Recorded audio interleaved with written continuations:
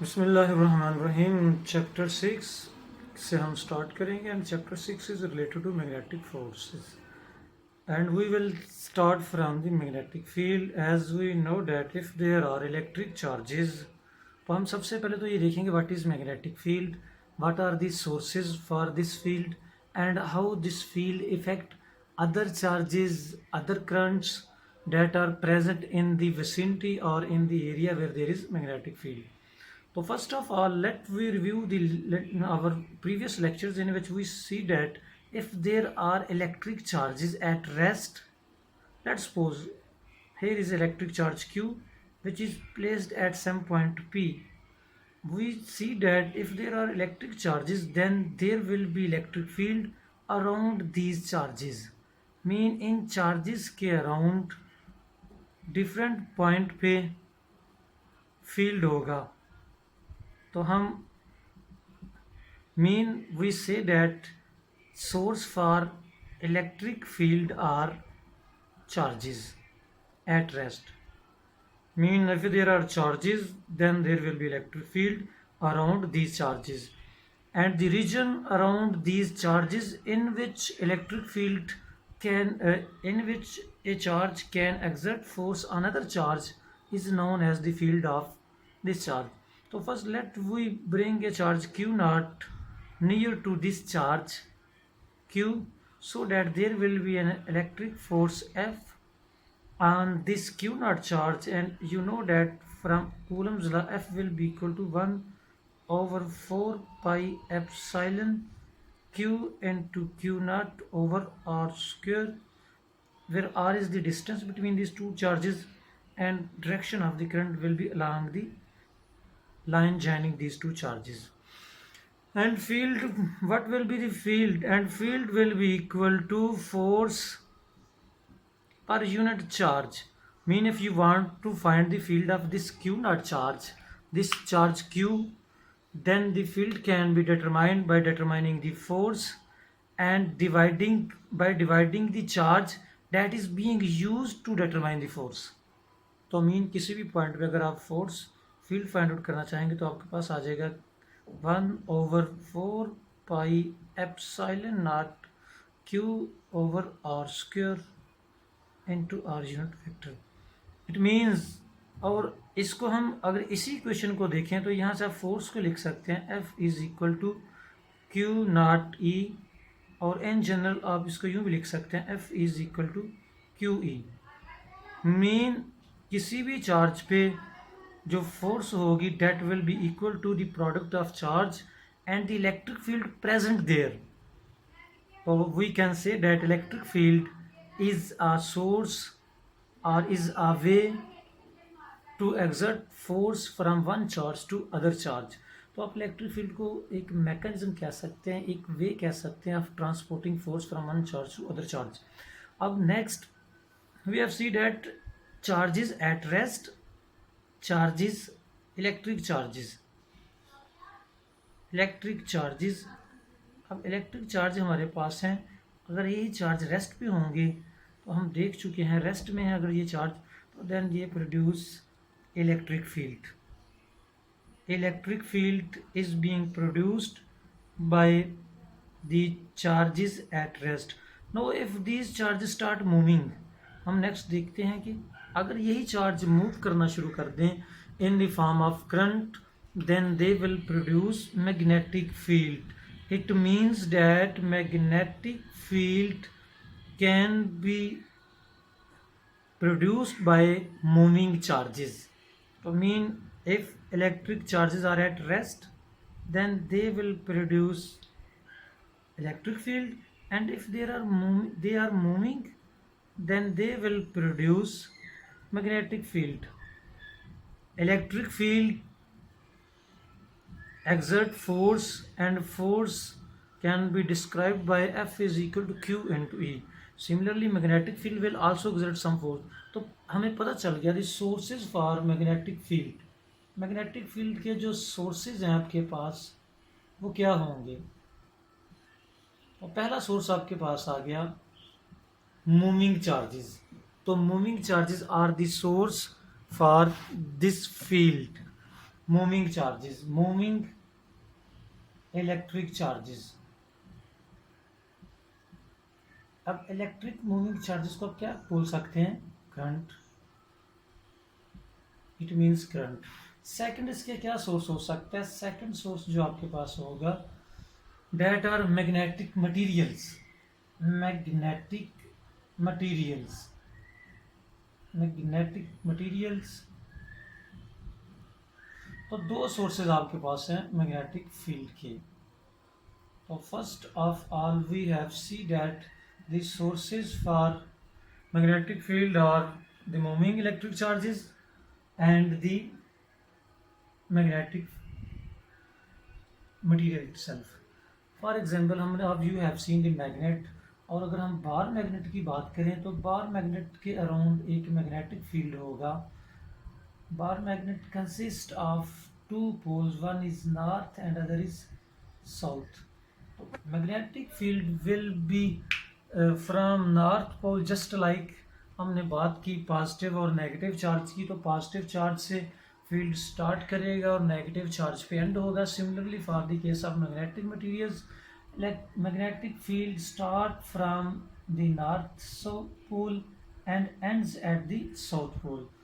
और इसकी डायरेक्शन अगर आप फाइंड आउट करना चाहते हैं फील्ड्स की, तो you can find the direction of the field by the compass. कि अगर आप कंपास नीडल को इस मैग्नेट के करीब लेकर आएंगे तो you will find the direction of magnetic field, because compass needle is a magnetised material and that line in the direction of magnetic field present near to the compass needle। तो यहाँ पे आप इसको यूँ कह सकते हैं कि ये मैग्नेटिक फील्ड होगा इस तरह से, तो इसको आप डिस्क्राइब कर सकते हैं। अब नेक्स्ट बात हम करते हैं कि मैग्नेटिक फील्ड फोर्स के बारे में। तो मैग्नेटिक फोर्स क्या होगी, किस तरह इफेक्ट होगी? Just like the electric force is equal to Q into E, तो magnetic force will be equal to Q into B, magnetic field। तो एक्चुअली ऐसा नहीं है। As magnetic field are produced by moving charge, so magnetic field will exert force only on the moving charges। As we have seen that magnetic fields are produced by only moving charges, magnet में भी small moving charges are present intrinsically, तो it means so they affect only or exert force only on the moving charge। अगर moving charge move करेगा, if a charge move inside a magnetic field, then it will experience a force from the magnetic field। otherwise अगर आप किसी charge को magnetic field में place करेंगे तो इसके ऊपर कोई फोर्स नहीं लगेगी, जिस तरह की इलेक्ट्रिक फील्ड में होता है ऐसा नहीं है। तो हम देखते हैं कि फोर्स किसके इक्वल है, कैसे हम फोर्स को फाइंड आउट कर सकते हैं। Force due to magnetic field on moving charges.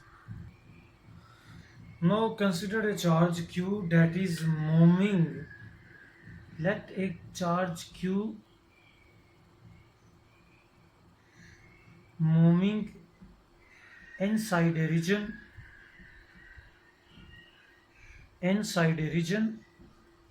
और inside magnetic field, mean magnetic field में जो चार्ज है वो मूव कर रहा है।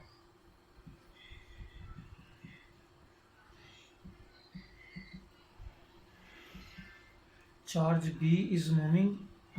Q is moving inside a magnetic field B with velocity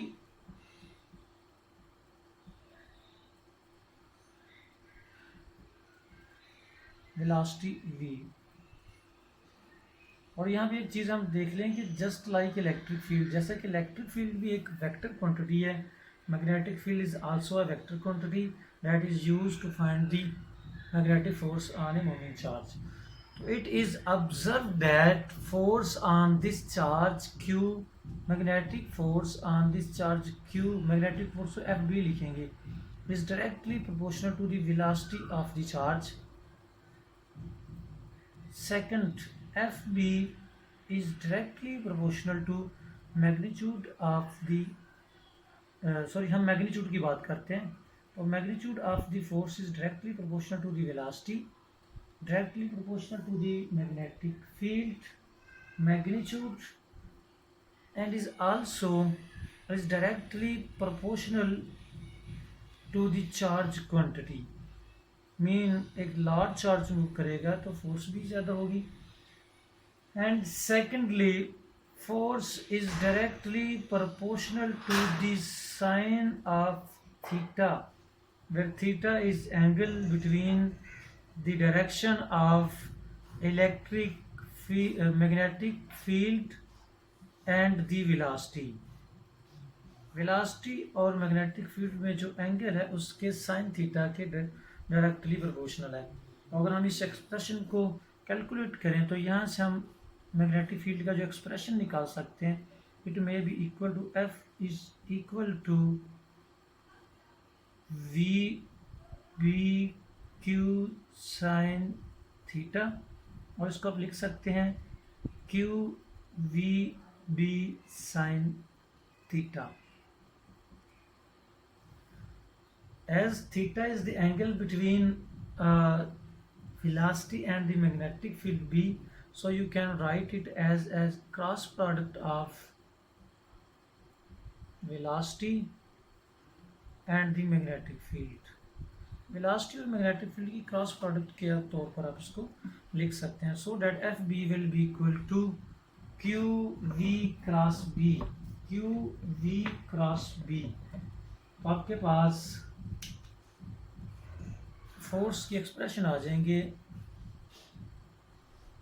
F is equal to Q V cross B. Now what about the direction of magnetic force? It was also found that magnetic force is perpendicular to the direction of velocity as well as the direction of magnetic field. Alternatively, you can find the direction of magnetic force by using right hand rule from the cross product of V cross B, and according to right hand rule from right hand rule you can find the direction of force, and according to this rule place the finger of your right hand in the direction of first vector. तो यहाँ पे आपके पास जो first vector है वो V है, तो V की डायरेक्शन में आपने प्लेस करना है अपने राइट हैंड को. Then rotate this vector towards second vector through smaller angle. तो स्मॉलर एंगल मीन यहाँ पे दो एंगल बन रहे हैं, एक तो V और B में ये एंगल है, और दूसरा V और B के दरमियान एक और एंगल है जो कि आपके पास फाई जिसे आप कह लें. So phi is larger than theta. तो आपने रोटेट करना है फर्स्ट वेक्टर को towards second vector through smaller angle. तो स्मॉलर एंगल जो है वो यही है थीटा. तो अब इसको रोटेट करेंगे, तो रोटेशन के बाद जब इसको अलाइन करेंगे तो थंब की डायरेक्शन जो है it will give the direction of force, magnetic force on this charge. तो so magnetic force, direction of magnetic force is perpendicular to both V and B. Direction of magnetic force is always perpendicular to both the direction of velocity and the direction of magnetic field. Let's do example. हम ये करते हैं और example से हम देखेंगे कि कैसे डायरेक्शन जब आप फाइंड आउट कर सकते हैं. तो फर्स्ट ऑफ ऑल इससे पहले हम देखते हैं कि अगर हम बात करें मैग्नीट्यूड की और यूनिट ऑफ मैग्नेटिक फील्ड, तो मैग्नेटिक फील्ड के यूनिट आपके पास क्या होंगे. तो यहाँ से अगर हम F is equal to Q V B sine theta. तो अगर आप यूनिट निकालना चाहते हैं मैग्नेटिक फोर्स के यूनिट तो न्यूटन होंगे मैग्नेटिक फील्ड के. You can write B as F over Q V B sine theta, Q B sine theta, so that if a charge is moving, let a charge is moving with velocity, let a charge q is equal to 1 coulomb is moving with velocity of 1 meter per second, and let this charge or and if this charge experience a force of 1 newton, then we say that the magnitude of magnetic field B is 1 Tesla. 1 Tesla. So that Tesla are unit of the magnetic field, and 1 Tesla is equal to 1 Newton over 1 Coulomb into metre पर second.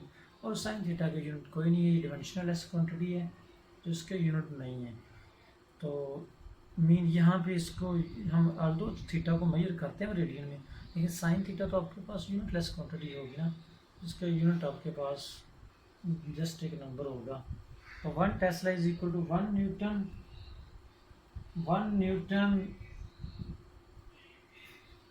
पर meter second into coulomb. Other units are gauss. Gauss are commonly used units and are expressed as G.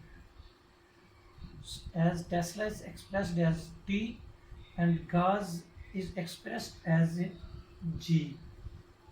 So that अगर हम इसकी calculation करें गाज की, तो गाज के according 1 gauss is equal to 10 to the power -4 tesla. So gauss is a smaller unit while tesla is a larger unit. और गाज कौन से यूनिट, जब हम ऐसा यूनिट में एक्सप्रेस करें तो आपके पास टेस्ला आ जाएगा, लेकिन अगर आप CGS या सेंटीमीटर किलोग्राम तो गाज टेस्ला जो है वो यूनिट है, ऐसा यूनिट में जब हम एक्सप्रेस करेंगे। और गाज आपके पास है CGS सिस्टम, और CGS system mean centimetre gram second, और वहाँ पे आपके पास मीटर किलोग्राम सेकंड है, और यहाँ पे सेंटीमीटर ग्राम सेकंड। तो इस यूनिट में आपके पास जो है वो गाज हम एक्सप्रेस करेंगे, और गाज आपके पास है 1 gauss is equal to 10⁴ Tesla. और अर्थ मैग्नेटिक फील्ड की अगर हम बात की जाए, earth magnetic field is approximately equal to 1 G, 1 gauss on the surface of earth. Some books में इसको लिखा गया है हाफ गाज, तो लेकिन हमारे इस बुक में 1 गाज आ रहा है, it means earth magnetic field जो 10⁻⁴ टेस्ला की इक्वल होगा।